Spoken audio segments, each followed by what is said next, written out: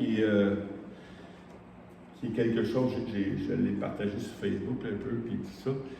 Mais quand on parle de possession, parce que j'ai dit que quelqu'un qui reconnaît Jésus, il peut être encore possédé, mais le mot n'est pas bon. Okay? Il peut être obsédé, mais il peut être aussi trompé, tout ça. Puis les mots aussi, c'est oppressé. Fait qu'il continue à être oppressé, même s'il a été délivré par Jésus, il a encore besoin de délivrance. C'est ça que j'ai dit. Quand j'ai dit de posséder, j'ai dit oui, mais pas comme un chrétien, là, parce que la possession en vient d'où? Ben, c'est ça qu'on va voir ce matin, puis on va en parler un peu, puis on va voir comment s'en sortir de cette oppression-là. Hein? C'est beau d'en parler des choses, mais il faut savoir comment s'en sortir. Parce que, est-ce que quelqu'un ici a déjà été possédé? Oui.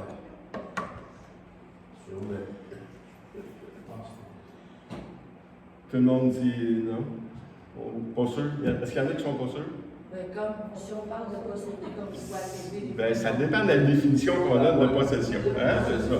Si on donne la possession appartenir à, j'ai en possession, si tu m'appartiens, combien ici déjà appartenu à autre qu'à Jésus-Christ? Tout le monde. On a tous été possédés par Satan, parce qu'on est par nature des enfants du diable, hein? Des enfants du péché, des enfants de... Mais en Jésus-Christ, quand on reçoit notre salut, on n'est plus possédé. Mais pour comprendre ces choses-là, il faut comprendre premièrement qui nous sommes.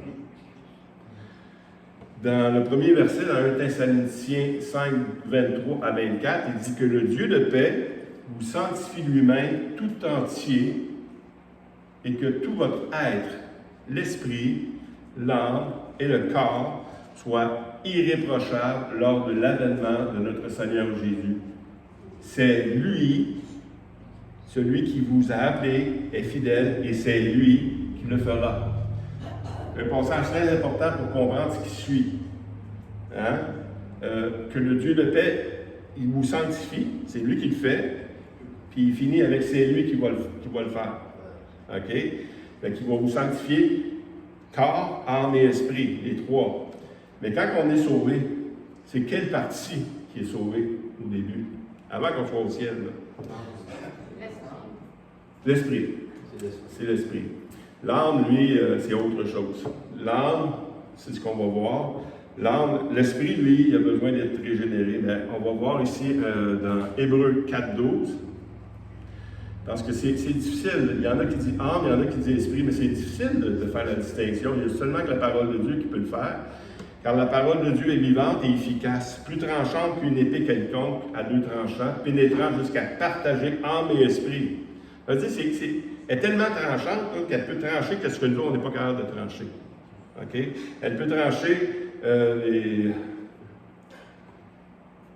voitures et les moelles, elle juge les sentiments et les pensées du cœur.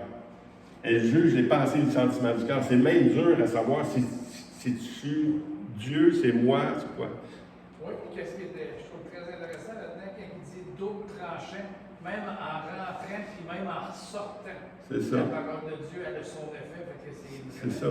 Elle a un effet puissant, mais elle a un effet aussi que même nous, on a de la misère à faire une distinction entre l'esprit et l'âme.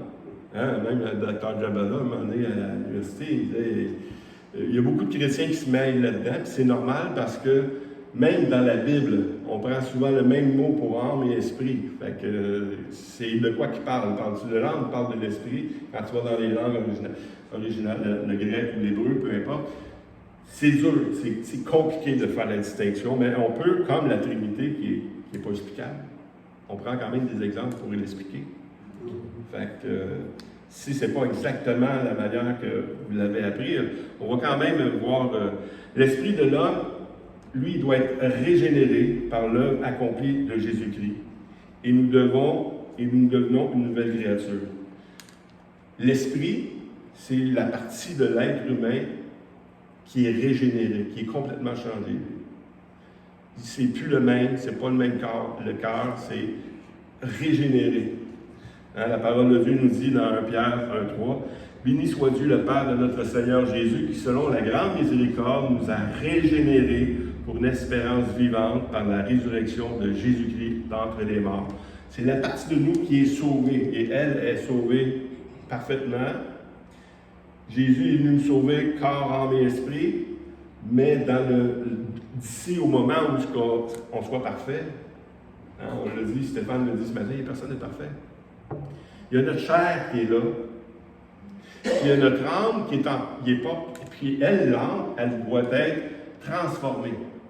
C'est ça que la parole de Dieu nous dit ici. L'âme doit être renouvelée par l'Esprit, régénérée. Dans Romains 12, 2, il dit ne vous conformez pas au siècle présent, mais soyez transformés par le renouvellement de l'intelligence, afin que vous discerniez quelle est la volonté de Dieu, ce qui est bon, agréable et parfait. Fait que l'âme, lui, elle doit être renouvelée. Ça veut dire que l'âme, elle a une manière de penser, puis l'esprit, elle a une autre manière de penser. Mais elle doit se conformer par l'esprit. Elle doit être renouvelée dans la connaissance maintenant qu'on a de Dieu, puis qu'est-ce qu'il fait. Fait que l'esprit, lui, il est complètement changé, il est parfait, il n'a jamais péché, il est numéro 1, blanc comme la neige. L'âme, elle peut être entachée, elle peut être trompée, elle peut être changée. Et il y a une troisième partie qui est le corps. Le corps a des désirs contraires à l'esprit, doit lui être soumis, et ce combat doit être gagné sur le terrain de votre âme. OK? Je ne sais pas si vous comprenez ce que je viens de dire. Le corps, on va répéter la phrase, le corps qui a des désirs contraires à l'esprit doit être soumis et ce combat doit être gagné sur le terrain de votre âme. Ça veut dire que votre corps, si tu nourris ton âme par l'esprit, ton corps va finir par suivre. Mais si tu ne nourris pas ton âme, tu vas continuer à vivre plus intensément selon la chair. On va voir ces choses de toute façon plus tard. Dans Romains 7, 23, « Car je prends plaisir à la loi de Dieu selon l'homme intérieur, mais je vois dans mes membres une autre loi qui lutte contre la loi de mon entendement et qui me rend captif de la loi du péché qui est dans mes membres. » C'est comme il y a deux lois, il y a deux oppositions. Il y a une opposition entre ce que Dieu fait, puis l'opposition entre ce que j'étais avant. Et il y a un combat qui est là. On va l'expliquer encore plus tard, un petit peu plus tard. Dans Colossiens 1,13, Paul dit, en plus, il dit, qui nous a délivrés de la puissance des ténèbres et nous a transportés dans le royaume de son Fils. Là, c'est un autre passage intéressant pour dire, il nous a transportés, à qui on appartenait. À qui on appartenait? On appartenait à un royaume à un roi, puis Jésus-Christ nous a transportés dans le royaume de son Fils. Dieu nous a transportés dans le royaume de son Fils, maintenant on appartient à Dieu. Un chrétien ne peut pas être possédé dans ce sens-là. Il n'appartient plus, il n'appartiendra plus jamais à Satan. Donc, c'est réglé. La correction est faite, merci beaucoup. Donc, être possédé. La définition, on va vous donner quelques définitions si on n'a pas ça sur le PowerPoint. Être possédé, c'est une personne qui est au pouvoir d'une puissance démoniaque, qui est dominée par une puissance occulte, ou, comme on a dit tantôt, on appartient à quelqu'un d'autre. Mais il y a d'autres mots également, qui est l'obsession. On peut être obsédé par Satan. Obsédé. Quelqu'un qui a une obsession. Vous savez, c'est quoi quelqu'un qui a une obsession? On va vous dire la définition, c'est tellement bon ce que j'ai trouvé. L'obsession, au contraire à la possession, est lorsque le démon sent entrer dans le corps d'une personne, le tourmente et l'obsède au dehors. À peu près comme un importun qui suit et fatigue un homme de qui il a résolu de tirer quelque chose. Hein? Quelqu'un qui n'arrête pas, là. Il n'arrête pas, puis c'est fatigant, là. Puis là, être obsédé de Satan, c'est être fatigué par lui à tomber. Il vient toujours nous fatiguer. Puis Paul, il a subi ces choses-là dans 2 Corinthiens 12:7. Il dit, « Et pour que je ne sois pas enflé d'orgueil à cause de l'excellence de cette révélation, il m'a été mis dans une écharpe dans la chair, un ange de Satan pour me souffleter et m'empêcher de m'orgueiller. » Et Paul il dit, « J'ai prié 3 fois le Seigneur. Je suis écœuré. » Il n'arrête pas. Le Seigneur a dit, « La grâce te suffit. Hein? » Mais c'est ça, une obsession, c'est Satan qui vient. Un autre ami qui me disait, pasteur Taylor, qui disait, tu peux pas empêcher des oiseaux de voler au-dessus de ta tête, mais tu peux les empêcher de faire un nid dans tes cheveux. Faire un nid dans ton chapeau. Donc, l'obsession, c'est ça. L'oppression démoniaque est la victoire temporaire d'un démon sur un chrétien. La victoire temporaire d'un démon sur un chrétien. Quand celui-ci cède à la tentation du péché et que ses capacités à servir Dieu avec un témoignage puissant est entravée. Ça veut dire que l'oppression, c'est que tu as commencé à te glisser dedans, tu as commencé à faire des choses, à suivre une direction qui est contraire à Dieu. Et puis, bien là, ça commence non seulement ça t'obsède, tu es obsédé par le jeu, tu es obsédé par toutes sortes de choses, mais à un moment donné, c'est que tu tombes. Et puis quand tu tombes, là, il y a quelque chose là, il y a l'oppression qui commence. Puis là, ça lâche pas. Puis il nous dit, si un chrétien continue à permettre l'oppression démoniaque dans sa vie, il peut augmenter au point de donner au démon une très forte influence sur ses pensées, son comportement et sa spiritualité. Donc, ça peut aller loin. Quand quelqu'un permet à Satan d'entrer dans sa vie et puis qu'il tombe dans le péché, il faut arrêter ça le plus rapidement possible parce que ça peut aller très loin. Puis on va le voir tantôt jusqu'à où ça peut aller. Les chrétiens qui tolèrent continuellement le péché dans leur vie s'ouvrent à une oppression de plus en plus grande. Ça n'ira pas en s'en améliorant. Fait qu'il faut produire de quoi. C'est pourquoi que je disais qu'un chrétien doit être délivré encore de Satan. Il doit être délivré de l'oppression que Satan a dans sa vie, de l'obsession qu'il a sur sa vie également. Et comment on fait ça? Comment ça se produit, ces choses-là? Ça, on va le voir un petit peu plus tard, mais pour l'instant, on va voir quelques références bibliques également. Dans Éphésiens 4, 27, il dit « Ne donnez pas accès au diable ». Dans le second, mais dans la Bible français courant, il dit « Ne donnez pas au diable l'occasion de vous dominer ». Comment on fait ça? Comment on donne l'accès au diable? De différentes manières. Si tu ne pardonnes pas, si tu laisses la colère, si tu laisses la colère agir dans ta vie et tu ne pardonnes pas, il y a des choses, le mensonge, tu donnes l'accès au diable. Il y a plein de manières qu'on peut donner accès au diable. Si on donne accès au diable, quand tu écoutes des choses que tu ne devrais pas écouter, exactement. Tu me sentir comme une poubelle, là. C'est ça. Si tu entends des faussetés, Satan, ce qu'il veut, c'est nous détruire. On parle de Satan ici. On parle de l'oppression satanique. Il peut te proposer plein de choses. Puis il nous connaît mieux que nous, je pense. Il sait, il connaît nos faiblesses. Donc, il vient dans nos faiblesses, il vient nous tenter là. Moi, il ne peut pas me tenter par la drogue. Alors, je n'ai jamais été accro à la drogue. Hein? Mais quelqu'un qui est accro à la drogue, il va être tenté encore. Il va y proposer des choses jusqu'à temps qu'il tombe. Mais où est-ce qu'on est faible, c'est là qu'il vient nous tenter.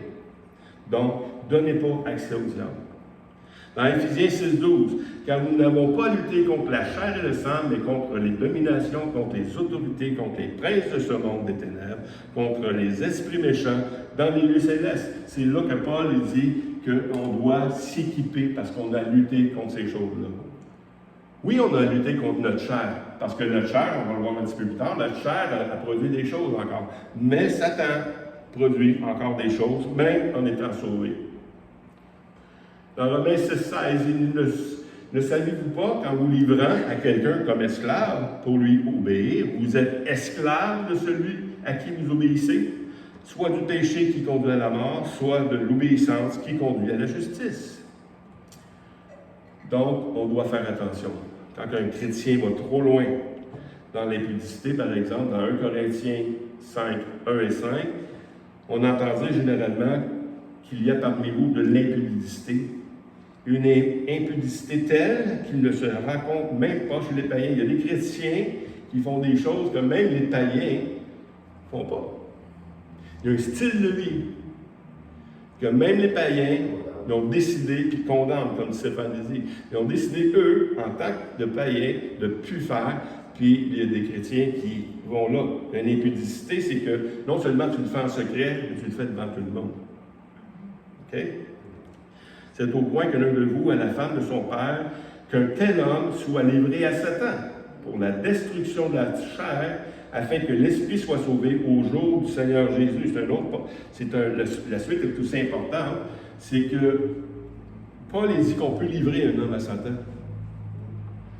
S'il ne veut plus écouter, s'il n'y a plus rien à faire, tu as essayé, tu l'as repris, tu peux le livrer à Satan dans le sens que, pas dire à Satan, allez, tu sais, mais juste de dire, écoute, tu te sors toi-même de la grâce de Dieu, tu te sors toi-même de la protection divine. Donc, tu te livres toi-même à Satan. Fait que tu le laisses aller tout simplement. Comme Dieu fait avec nous. Dieu ne nous tente pas. Mais si tu persévères, Dieu va te laisser aller dans ces choses. Tu vas t'être livré toi-même à Satan.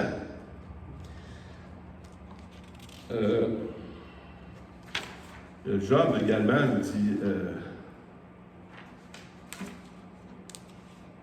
je t'ai rendu. OK. 1 Timothée 1, 18 à 20, c'est là qu'on est rendu? Oui. Le commandement que je t'adresse, Timothée, mon enfant, selon la prophétie faite précédemment à ton sujet, c'est que d'après elle, tu combattes le bon combat, en gardant la foi et une bonne conscience. Une bonne conscience. On va juste arrêter ici, parce que c'est ce qui arrive quand on pêche. Notre conscience est souillée. Ça ne marche pas là? Je ne viens pas pour regarder le cadeau. Oui. Mais je viens de faire aussi. Une bonne conscience. Ça veut dire quand tu pêches, ta conscience en est atteinte aussi. Et si vous avez déjà pêché comme moi, on essaie de se justifier. Hein? On essaie de justifier notre péché. Ah, c'est la faute de... C'est la faute d'Adam. Adam, c'est une bonne exemple. Hein? C'est la femme que tu as mis à côté de moi. Non seulement c'est la femme, mais que tu as mis à côté de moi. Donc, c'est ta faute. Hein? Donc, on cherche des excuses, on cherche des choses. Donc, notre conscience, elle veut se défendre. Cette conscience, quelques-uns l'ont perdue. Ils ont fait le naufrage par rapport à la foi. De ce nombre sont Hyménée et Alexandre, que j'ai livrés à Satan, afin qu'ils apprennent à ne point blasphémer. Donc, des fois, on doit séparer les choses. Des fois, on doit arrêter quand il n'y a plus rien à faire dans la discipline biblique, dans la discipline de l'Église. Il n'y a plus rien à faire. On doit laisser aller. Et puis, parce que s'obstiner toujours, on est là, puis on essaie de raisonner. Il y a juste Dieu qui peut raisonner.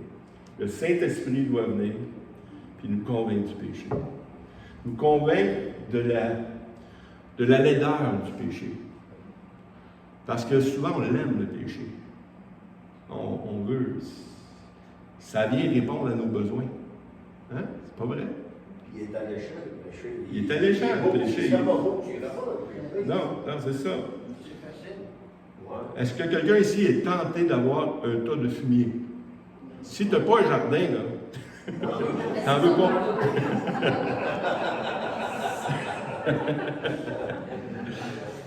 Dans Job aussi, on voit que Dieu même a livré Job à Satan.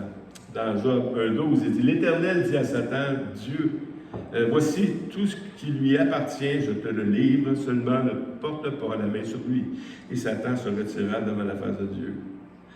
Dans Job 2,6, il dit « L'Éternel dit à Satan, voici, je te le livre, seulement épargne sa vie. » Il y a des épreuves qui viennent dans nos vies. Puis ces épreuves-là, des fois, elles peuvent même venir de Dieu.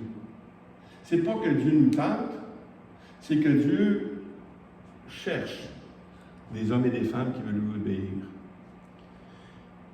Une deuxième chose que je n'avais pas pensé, mais c'est que Dieu, on est appelé à vivre par la foi. Si on est appelé à vivre par la foi, mais il n'y a pas d'occasion de mettre notre foi en pratique. Est-ce qu'on est appelé à vivre par la foi?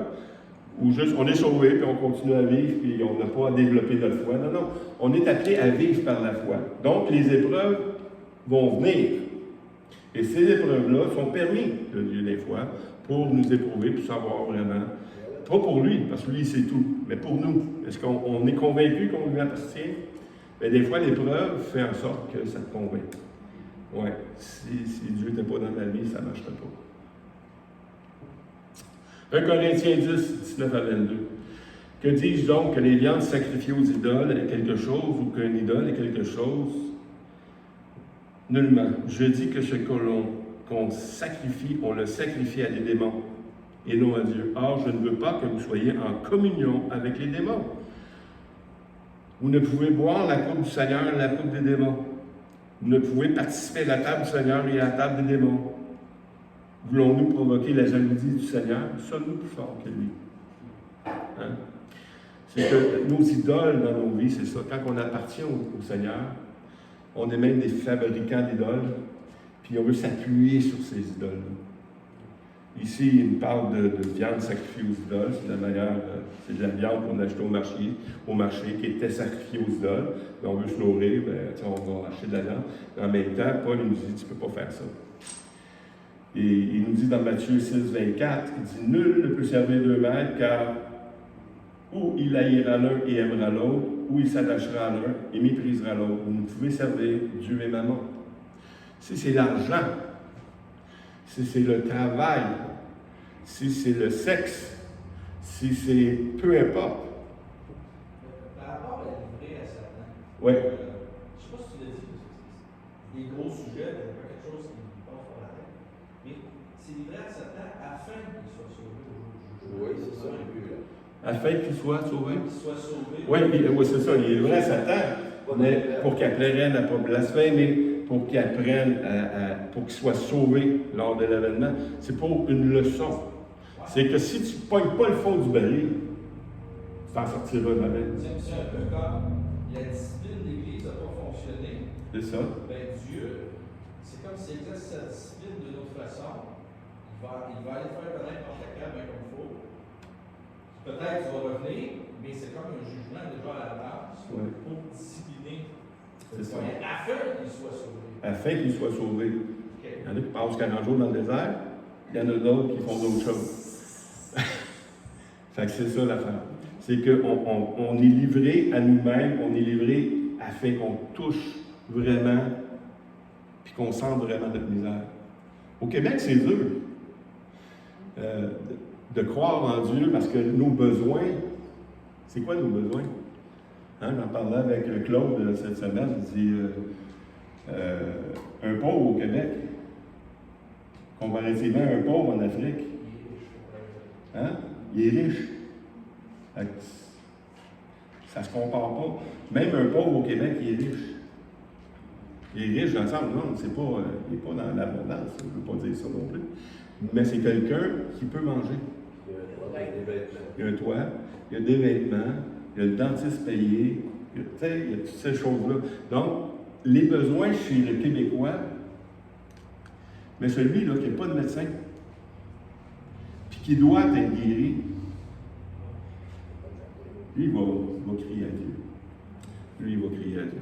Donc, c'est pour ça, quand il est livré, c'est qu'à un moment donné, c'est qu'il n'y a plus rien à faire. On le laisse aller pour qu'il touche le fond du baril pour le sortir. Mais il y a des manières de le sortir, c'est ce qu'on va voir un petit peu plus tard aussi. Dans Matthieu 6, 24, nul ne peut se... Non, on l'a déjà lu. Dans Romains 7, c'est là que notre passage principal qui nous parle non seulement de Satan, mais quand on parle de la chair également, on parle de quoi? On parle de l'influence du monde qui est satanique, démoniaque, tout ça. Donc, notre chair, elle a vécu de toutes ces choses-là avant qu'on soit sauvé. Mais c'est un long passage, je l'ai mis en 3 diapos. Romains 7, 14 à 25. Nous savons en effet que la loi est spirituelle, mais moi, je suis charnel, vendu au péché. Car je ne sais pas ce que je fais, je ne fais point ce que je veux, et je fais ce que je hais. Alors si je fais ce que je ne veux pas, je reconnais par là que la loi est bonne. Et maintenant, ce n'est plus moi qui le fais, c'est le péché qui habite en moi. Hey, c'est quelque chose, là. Le péché qui habite en moi. Ce qui est bon, je le sais, n'habite pas en moi, c'est-à-dire dans la chair. Deuxième. J'ai la volonté, mais non le pouvoir de faire le bien. Car je ne fais pas le bien que je veux, et je fais le mal que je ne veux pas. Et si je fais ce que je ne veux pas, ce n'est plus moi qui le fais, c'est le péché qui habite en moi, encore une fois. Je trouve donc en moi cette loi. Quand je veux faire le bien, le mal est attaché à moi. Quand je prends plaisir à la loi de Dieu selon l'homme intérieur, mais je vois dans mes membres une autre loi qui lutte contre la loi de mon entendement et qui me rend captif de la loi du péché qui est dans mes membres. Misérable que je suis. Qui me délivrera de ce corps de mort, de cette mort?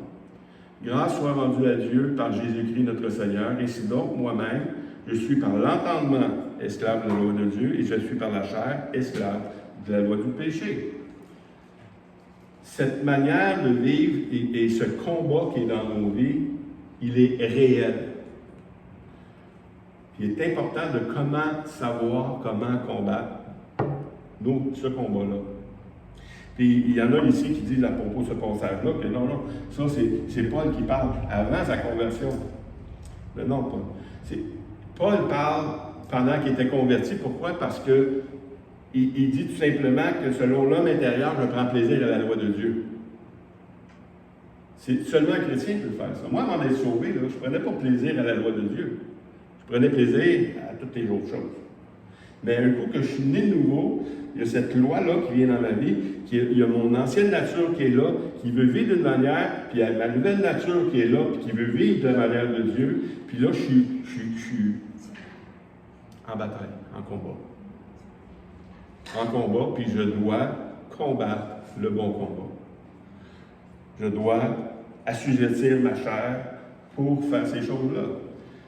La chair, c'est quoi la chair? La chair, c'est notre ancienne manière de vivre, c'est même nos membres. Nos membres ont une mémoire. Les musiciens connaissent ça, surtout les pianistes. Hein? Daniel, quand ça fait longtemps que tu n'as pas joué du piano, tu reprends le piano. Ça se fait tout seul. Ton corps a une mémoire. Tu n'as plus besoin d'y penser. Nager, marcher. Quelqu'un qui pense, il faut que je marche. Daniel, il a fallu qu'il apprenne à marcher. Il faut que je mette un pied devant là. Ma soeur, il pense, il faut que je mette un pied devant l'autre. Il n'y a plus besoin d'y penser. La mémoire, là. Mais pour le péché, c'est la même chose. Pour le péché, c'est la même chose. C'est que notre ancienne manière de vivre a une mémoire, puis je veux toujours y retourner. Puis si je ne nourris pas mon esprit, si je ne nourris pas mon âme, c'est-à-dire par l'esprit renouvelé, régénéré, je dois renouveler mon âme et posséder mon esprit dans le sens, mon corps, pour qu'il obéisse maintenant à une nouvelle manière de faire. Cette nuit, je suis arrivé à ça. Vous savez, les meilleurs golfeurs, c'est qui ont appris au début de la bonne manière. Ils n'ont pas joué au golf pendant 5 ans, puis après ça, il faut défaire tes anciennes manières de faire pour avoir une belle game. Hein? Nous, on vient toujours pour nos anciennes habitudes. Encore. T'apprends comment jouer au golf, puis elle s'en va droite. Mais tôt ou tard, ta chair, elle vient, t'es encore en train de slider. Le péché, c'est la même chose. Nos vies, dans le Seigneur, c'est la même chose. On a une mémoire, puis ici, il nous dit qu'on doit... parce que je veux faire le bien, mais je ne suis pas capable. En conclusion, on va voir quelques passages. Comment maintenant? Et c'est peut-être pas une liste très complète, mais quand même. On va commencer avec ce verset-là, 2 Timothée 2, 22.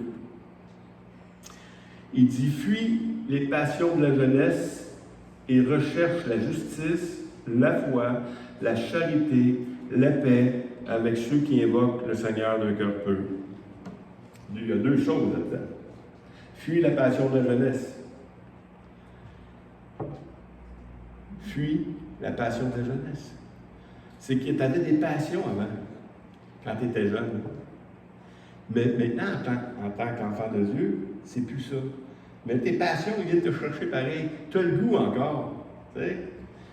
Mais fuis-les. Mais comment il dit ici, fuis-les? En recherchant la justice, la foi, la charité, la paix, avec ceux qui invoquent un cœur pur. Avec ceux qui invoquent un cœur pur. Autrement dit, change de gang. Change de gang. Si ça ne fonctionne plus, si tu n'es plus capable de tolérer tes choses du passé, change de gang. Parce que ta gang vient te tirer vers ça. Ta gang, ça peut être plein de choses. Hein? Ta gang, c'est... Dans 2 Corinthiens 6, 15 à 17, il dit « Quel accord y a-t-il entre Christ et Balial, ou quelle part y a-t-il à le fidèle avec l'infidèle? C'est pourquoi sortez du milieu d'eux et séparez-vous, dit le Seigneur. Ne touchez pas à ce qui est impur, et je vous accueillerai. » Ça veut dire on doit se séparer des choses qui nous entraînent. Si tu es accro à la bière, tu en prends trop, va pas dans les bars. Tu dois te séparer. Tu dois enlever l'occasion que tu avais pour faire ces choses-là. Si c'est le jeu, va pas des machines, puis à Blue Bonnet, ça existe encore, Blue Bonnet? Mais vous comprenez le principe, c'est que si tu as un problème avec peu importe la chose, brise ça. Brise ton pont. Sépare-toi de ce quoi tu chutes. C'est ça l'important de. Puis après ça, ben, tu dois résister. Deuxième chose, c'est résister. Dans Jacques 4,7, il dit soumettez-vous donc à Dieu, résistez au diable, et il fuira loin de vous. C'est en résistant. Oui, mais je résiste. 1 Pierre 5, 8 et 9. Soyez sobres, veillez, votre adversaire, le diable, rôde comme un lion rugissant, cherchant qui il dévorera. Résistez-lui avec une foi ferme. Non seulement résister, mais avec une foi ferme. Sachant que les mêmes souffrances sont imposées à vos frères dans le monde. Hein? Oui. Oui. Tout le monde doute. Oui, mais une foi ferme, oui. Mais il me semble que j'ai lutté pas mal. Dans Hébreux 12, 4, vous n'avez pas encore résisté jusqu'au sang en luttant contre le péché. Là, plus que ça, tu meurs.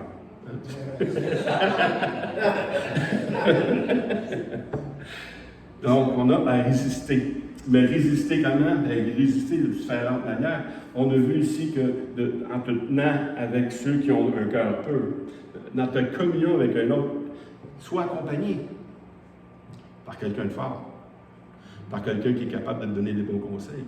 Et la parole de Dieu dit, qui es-tu, toi, qui va enlever la paille de l'œil de ton frère, puis tu as une poudre dans ton œil? C'est insensé, tu sais. Mais si tu es capable de l'enlever, là, tu vas savoir comment enlever. C'est ça qu'il faut faire. Il faut y aller de progrès en progrès, de mieux en mieux. Une troisième chose, c'est en priant. En priant.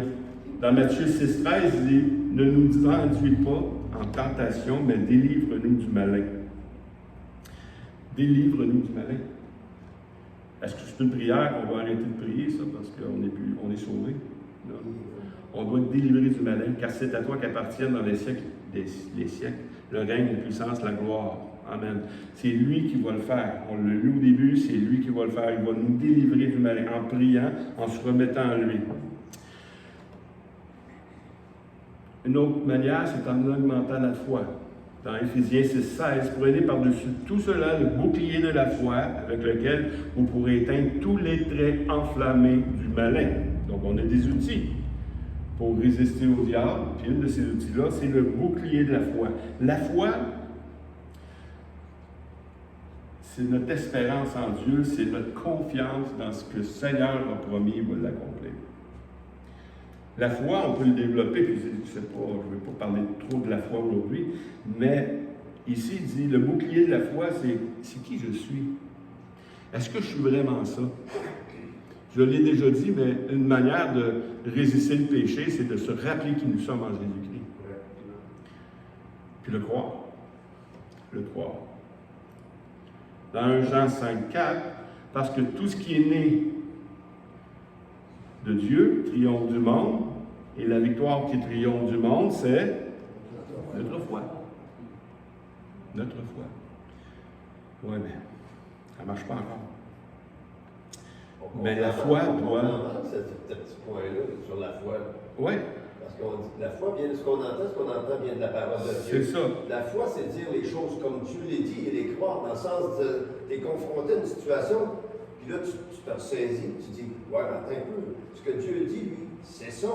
Puis là, tu te positionnes en fonction de ce que Dieu dit, exactement, et non pas de ce que le monde, ou toi, ou ce que tu pensais avant, veut opérer ou fonctionner. Donc, vu que la foi est nourrie par la parole de Dieu, c'est le dernier point. D'ailleurs, on va y aller. Moi, une chose qui m'a beaucoup aidé dans ma vie chrétienne, c'est un passage qui nous dit qu'on est assis dans les lieux célestes avec Christ.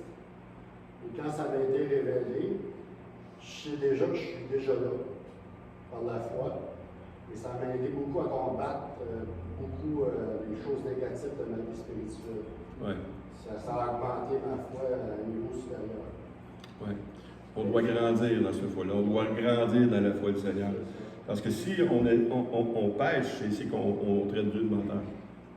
Le péché, c'est traiter Dieu de menteur. Tu ne peux pas pouvoir le besoin, Seigneur. C'est le contraire de la foi. C'est le contraire de la foi. C'est ça. Donc, si on doit augmenter la foi, on doit augmenter la parole. Dans 2 Timothée 2, 25 et 26, en parlant du serviteur de Dieu, il doit redresser avec douceur les adversaires dans l'espérance que Dieu leur donnera la repentance pour arriver à la connaissance de la vérité et revenus dans leur bon sens, et se dégageront des pièges du diable qui s'est emparé d'eux pour les soumettre à sa volonté. Wow! Le serviteur de Dieu doit redresser les gens avec la parole de Dieu, avec douceur. On a vu toutes ces choses-là. Mais c'est en déclarant la parole, puis la parole, quand lui va résonner, il va revenir dans le bon sens, puis il va se dégager des pièges du diable. Oui, mais lui, c'était peut-être des non-croyants. Non, non. Paul disait à Timothée aussi, il ne faut pas qu'il soit nouveau converti en parlant des serviteurs, de peur qu'en fait d'orgueil, il ne tombe sous le jugement du diable. Il faut aussi qu'il reçoive un bon témoignage de ceux du dehors, afin de ne pas tomber dans l'opprobre et dans les pièges du diable. Donc, les pièges du diable sont là tout le temps. Puis Paul, quand on parle d'orgueil, ben c'est ça qu'on a lu tantôt, hein, pour pas que ne soit enflé d'orgueil.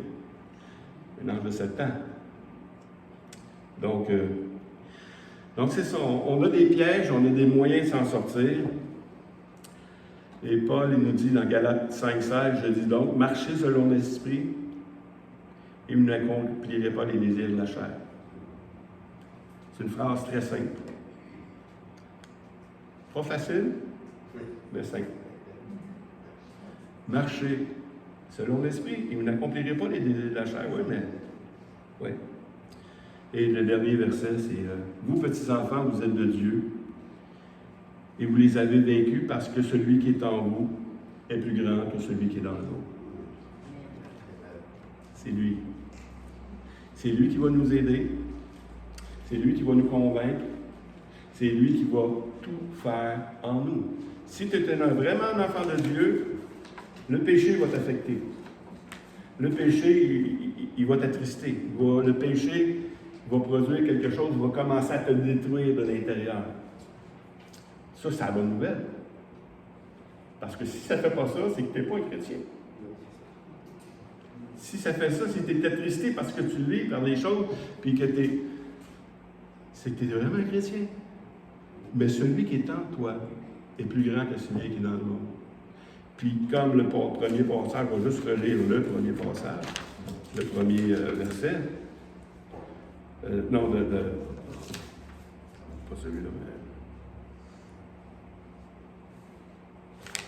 Ici, 1 Thessaloniciens 5, 23, 24, que le Dieu de paix vous sanctifie lui-même tout entier, que tout votre être, l'esprit, l'âme et le corps soient conservés irréprochables lors de l'avènement de notre Seigneur Jésus-Christ.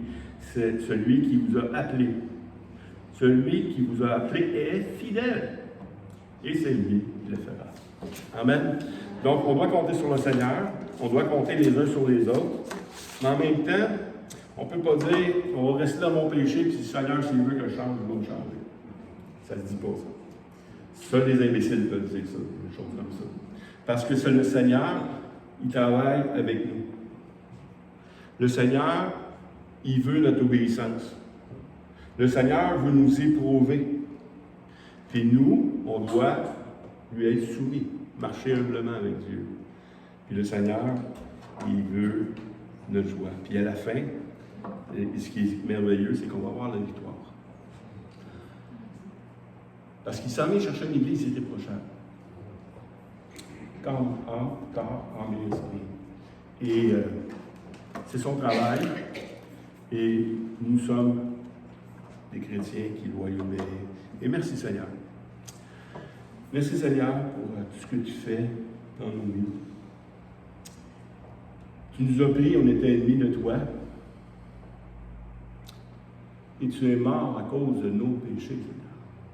À cause de notre obéissance au prince de ce monde. Parce que par nature, nous étions des enfants du diable. Mais tu as changé ces choses-là, Seigneur. Tu as payé le prix pour qu'on soit transformé. Et Seigneur, on veut se soumettre à ta volonté. On veut se sanctifier pour toi. On veut te glorifier, Seigneur, par nos vies, parce qu'on t'appartient. Viens prendre nos vies, Seigneur, et viens encore une fois dans nos vies afin que vraiment on puisse être délivré. De différentes manières, Seigneur Dieu, peu importe